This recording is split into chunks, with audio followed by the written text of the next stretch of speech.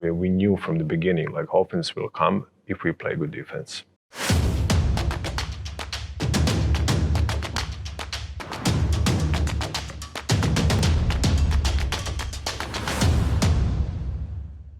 Welcome, great for you to watch. Today we're here with a very big player, a great player who has done a lot for 3 against 3. Maksim Kovacevic, welcome. Thank you. Thank you for calling me. It's great to be here. So awesome that you're here. How did you ever get into basketball? I started playing basketball when I was 6 or 7. I come from the basketball family. My father, my uncle used to be a pro basketball player, so it was a kind of natural. I presume that you started in a 5 against 5 club. Is those also all my life here. When I was younger, I used to play until I was 15 in the city of Valjevo, where I was born. Then I moved to Belgrade, played for 5 years for Partizan until when I was 20. And after that, I started playing in professional teams, senior teams everywhere, even in Europe, in all the different countries. What made you flip from 5-on-5 to 3-to-3? I felt it on a tournament I played before the decision, and I liked it. All right. I liked it, like a temper, like a fighting spirit, you know, like it's a fast pace, and I really liked it, like way than before, when I didn't even play. Just watch it, you know, and it's a whole different story when you start to play on a high level. And then you never left. You played with Lima for 2 years. For 2 years. Yeah. Traveled the world. Traveled the world a lot. You had so many tournaments back in 2019. Yeah. Like I think that we played every single Masters that year. Yeah. That's good to hear. Let's watch some clips and react to it, and let's see what happens. He's joined by Maksim Kovacevic. This is Liman versus Riga, the full final game in the Chengdu Masters. Yeah, that was my first game ever. I'm first tournament because the one guy from the team Liman was injured, and they called me to substitute. So the score here is 19-11 against Riga, which is in itself an amazing accomplishment. So how did you get to this point, to the 19-11? Defense. Defense was the key in this. We were so close, and we stayed focused seriously all match. We were like putting so much effort that we knew from the beginning, like offense will come if we play good defense. So it's defense that brought you to this point, definitely. and then you have to finish it, of course. Yeah. It's pretty messy basketball at this point, right? It's pretty messy. Yeah. In a half minutes were played already, and everybody are just fighting for their breath. In Trick 3, it's really hard sometimes to even think because you are fighting for every breath. So the exhaustion plays a big role? Enormous. Like I think in basketball you cannot be that much exhausted in a moment. So how do you train for that? Because you know it's going to happen. Simulate the game. You know, the certain moments, you know, you're playing short games or long games on the court. That's the way. And is it at this point in a game and in a tournament, is it the training and the technical stuff, so how good your skills are, or is it more mentally? I think that when it comes to like 2 minutes left on the clock, it's coming like a mental thing, definitely. So you get the ball back. They were done. They knew that. It's over. So what are you thinking right now? Yeah, it was like mixed emotions, you know. I didn't know how to react, honestly. You know, it was the first tournament for me. It was crazy and messy in my mind, definitely. But I was really happy for the guys and for myself. So I think this is a game with an interesting story. We're going to again Lima versus Riga on the Debrecen Masters 2019. Do you remember what happened this game? We were really struggling. That tournament was for the team Liman was unbelievable because we had to play against Novi Sad in the quarters, against Harlem in the semis, and against Riga in the finals. And it was those 3 teams were the top 3 teams in the world. Beside us, we realized 2 minutes before introducing that we are not going to play with Stefan Kojic. He got injured in the semis, and we were like, okay, let 3 of us, let's just give our everything and we'll see how it goes, you know. And I knew that in that moment in this constellation of the team, I had to shoot a lot for 2 points because the main goal was to end up game as soon as possible. So the quicker you get to 20 the quicker, because we knew that we are in one moment, if the game goes like till like end of the time, like 10 minutes, we're not gonna win because we're gonna be exhausted for sure. 14, so Kovacevic playing in place of Mr. Robot. He's got his own algorithm going. So something happened here. Yeah, right. something. I think I grabbed him, but he tried to avoid my holding or something like that, and he made a move with his head, and we bounced each other, with our heads. So you really hit heads? Yeah, yeah. And not on purpose, but... Not on purpose, no, not at all. But I knew immediately when I touched my head, it was bloody. I knew that the medicine stuff have to wrap it up as soon as possible. This is the moment I was screaming, because I knew that then the referees are not going to stop the game. Right, so, and you don't have the backup, you miss a guy, so you're with 3, so you have to play. And what's interesting for me here is that it's not basketball anymore. Your focus now has to be, I have to manage this, definitely. this phase. Yeah. But you switch immediately to that part, and you're probably one of the first guys here that understands what's happening, because you understand if they don't fix me, I can play, and we're gonna lose for sure. I mean, everything was like we have to win this because we were in a good position. You're like 3 points ahead. Up 3 points, and we need still more 4 points to win. And I was like, okay, it's nothing. Like just wrap me up. I have to come back to the court to finish this game. See, this is what I like about this game, because first of all, you're competing, the whole tournament you're competing against the best teams. It's a real uphill struggle, but you survive, and now you're here. Now you miss a player. So there's setback after setback after setback, and then again you get injured or wounded. It was a mental thing, definitely. Yeah. It was a mental thing. Like we were struggling a lot, but at the same time we believed. That's what drove us to the victory. It became a close game, 19-18. It was a good screen, but Ratko, I knew it because I already scored 2 points. I knew it just give me a semi position, and I'm gonna shoot it and score. So this play, you draw this play up in the timeout. Everybody knew what to do. Yeah. And did you know before he set the screen how much space you were gonna get, or? I knew that I have to be close with him, so it would be easier for a screener to make a quality screen, and you can see that. I just, in one moment, I just push him away from me, my defender, and try to run away from him to make a position for 2-point shot. It was a trend. We did it so many times. Screen in the corner, coming up, and then from the elbow, the pass. Yeah, and this is what I like about 3 against 3 a lot, is in this moment, everything comes together. With all 3 guys have to be, the screen has to be at the exact, the right time. Everything has to be right. Your push-off has to be the right time. The pass has to come immediately into the space where you're not there yet. And then when you get the ball, and this is a setup, right? If you get this, you're satisfied. Yeah, of course. Because it's different from a 5-on-5. In 3x3, you have to use, even for the 2-point shot especially, even if you're slightly open, you have to shoot. Because it's a big difference. 2 is 2 and 1 is 1. It's not in basketball, it's not like that. No. You have 2 and 3. Right. And here is double. The 3-pointer or 2-pointer is a double. Is way more high. Way more hard. Yeah. So, and of course, that means you can also take more risk to get it.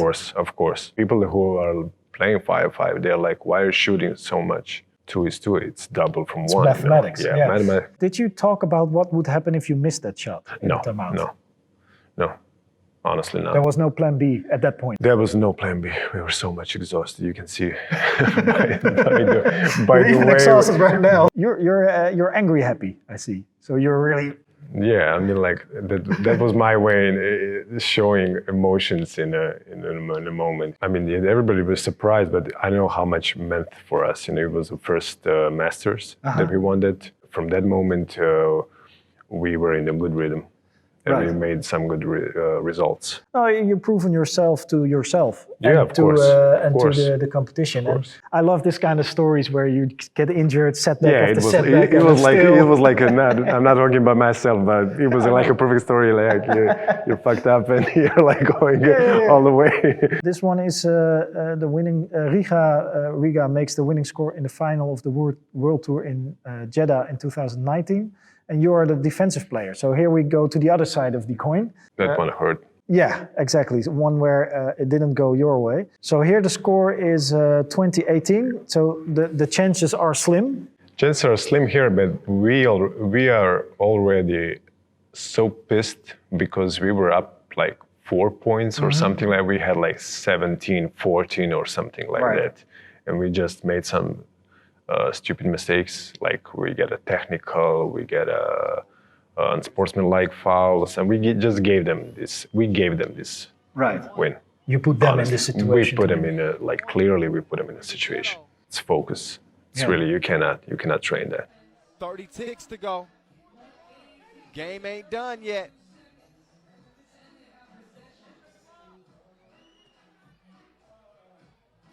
Oh, double cross me, Aces. He is not to be trusted. There's a lot of switches here, and he goes up. No, he goes easy. That was my mistake. But I should have been much closer, because if I was closer here, he wouldn't do the dribble like that. Where does the first mistake happen? I had to be closer to the rescreener. This gap here cannot happen again. You know, he could even shoot from this position here because I had to be way closer to him. I know why I stayed here, because I didn't want him to give a lob pass so easily, you know, so easily, because I was waiting my other guy to go between him, between a offensive player and the basket. And when I came back to my player, which I supposed to guard, it was over already. It wasn't. Yeah, you were out of position. He made the good so position. you had the there were two options here. He could, if you were too close, he would have lobbed, and you chose to take the lob away. And then what happens is he gave him a small opportunity to beat you on the dribble. It's still not a very. It's a physical layup, so to speak. Yeah, it's a physical. Yeah, Right. It's not easy shot at all. No. Not easy shot. Probably one, maybe for me, best player right now in the world. How do you deal with a loss like that afterwards? It's really hard. Do you have tools for yourself? Because of course it's hard mentally, but is there a way that you get out of that place again? I mean, you have to stay positive, you know. But at the same time, it's really hard. You have to be hard on yourself, you know, in this kind of moments. And I'm trying to explain to the other people how Trick3 is stressful, because you play like in 2 days. So like, if you reach the finals, you are playing 5 stressful situations, like 5 stressful games. And after losses like this, you're like, you have to ask yourself, well, what were the mistakes? You have to move forward, because in next week you have to go again. You have to go again. Yeah, you have to play again. You have to rise and to be better from each loss. And I know from every loss you can learn the most. It always hurts, but you learn from it. All right, then we go to your first play with the Amsterdam team. And here you are 3 points ahead. Since the first game we played with 3 guys. 3 guys. Yeah, without sub. So we have to change. You have to change a little bit your tactic and mind. You know, when you're playing with 3 guys, you cannot push yourself so much. You have to save energy for some other moments, you know, in the future of the game. Sometimes you just let him score. For 1, you're not letting him shoot for 2, of course. No. But sometimes you just fake a little bit. You just let him score. You take the 1. Yeah, you take the 1. Yeah, because you have to take breathing and you have to be fully prepared for the next offense. And it worked here against Bielefeld. We were confident that we are winning this game. Right, honestly, you felt because the game. we were in control. Yeah, and that's a nice feeling, right? You control the game, and even if they come back to 17 or even 18, it boosts your confidence. Yeah. You have the rebound. And there's, and you're done with the game. Yeah, I have to. Let's cut this. Let's finish this, because I scored already. Before this shot, I scored 2-point shot. I was feeling good. I wanted to surprise him here. Yeah, because you were looking as if you were going to set up a play. Yeah. And then, and I wanted to give him a surprise shot, and he gave me enough space to set my feet and to set my shot. Yeah, because if you get this space, you're taking it. Right. And there you go. and off to the to the dressing room. Definitely. There has been some time passed since the last time we sat down in Amsterdam, and some great things have happened. Some awesome games, and we would like to finish the show with looking at one of the highlights. But this one, we have to add this one because it just wraps it all up. Yeah. How did the tournament go for you with Team Amsterdam? It was not easy. First of all, we knew we have tough matches in the group. It was easier to play second day. I remember one moment when Adam and I spoke. We're like, if we win against Harlem in the quarters, we're gonna win the tournament. And that's what happens. Julian scored one of the most important shots. Maybe for me, that's the most important shot of the tournament. If you ask me, that shot he scored for the draw gave us opportunities for later. Yeah, and it's those kind of moments that solidify your journey to the finals. You ended up against Novi Sad in the finals, and a very tough opponent with some of the best players in the world. How did you prepare for that game? Let's be honest, we didn't have so much time to prepare. And I think that the team felt really positive. When we entered the finals, we were like, yeah, that's it. Like, we have to grab this. I felt comfortable. I think the guys felt it too, and we were just enjoying the finals. They tied at 19-19 with, I think, 6 seconds left. You guys got the ball. I think Arvin got it. And he started dribbling and passed it to you. And then you shot this amazing game winner. It's coming down to another nail biter. Kovacevic! Who is this man? How do you remember this sequence? As you can see on the video, I was going towards Arvin and already asking for the ball. I knew it. Like, I'm gonna shoot. I set my feet right. I knew, like, it was no brainer for me that I'm gonna take the shot, because I saw that my guy was away from me. It was a bad switch, in a way. So I was like, just give me a little bit of open space, and I'm gonna take the shot. Were you bothered by the hand of Dusan in your face, because he was really in front of your eyes? I think he was late because he was there when I already got up. Just give me enough space to set my feet and to catch the ball in the right way. It was a little bit far away from the basket, but as a right-handed shooter, it was natural for me to go right, left with my feet, and it was easy for me just to lift myself up, just to use my legs in a proper way for the shot. It was a great start for Team Amsterdam, and hopefully there's going to be a lot of more those kind of victories to come. I'm hoping too. This is just the beginning. Right. We didn't have even a full 2 months to practice. So many guys were injured. We had some problems with that, and we overcame everything, because we wanted that so much as a team. Well, and if I learned anything from you, I learned a lot from you, but the most important aspects are just persevere. You can overcome everything. It's something you did in games, but also in your career. And also just work hard, prepare and work hard. Things will come your way. You have to be really prepared because of the end of the games. That's when the concentration falls down. That's when the things are happening in both ways, defense and offense. So that's why you have to be really, really prepared. Right, and you did a great job there in Doha, and you will do many more great jobs, I believe, together with your team the next coming months. I'm sure about it. So you're going to take, together with Team Amsterdam, the sport to another level? I hope so. I hope so too. And I want to thank you for your time and your expertise and talking about the good things and the bad things. It was my pleasure. Thanks for inviting me. Yes. So, and I hope you, and if you speak Nederlands, hoop ik dat je de volgende keer weer kijkt. We zijn er zeker weer met andere spelers die gaan praten over hun plays, over hun hoogtepunten, dieptepunten. I really like talking to you, Max. Thanks, man. Good luck.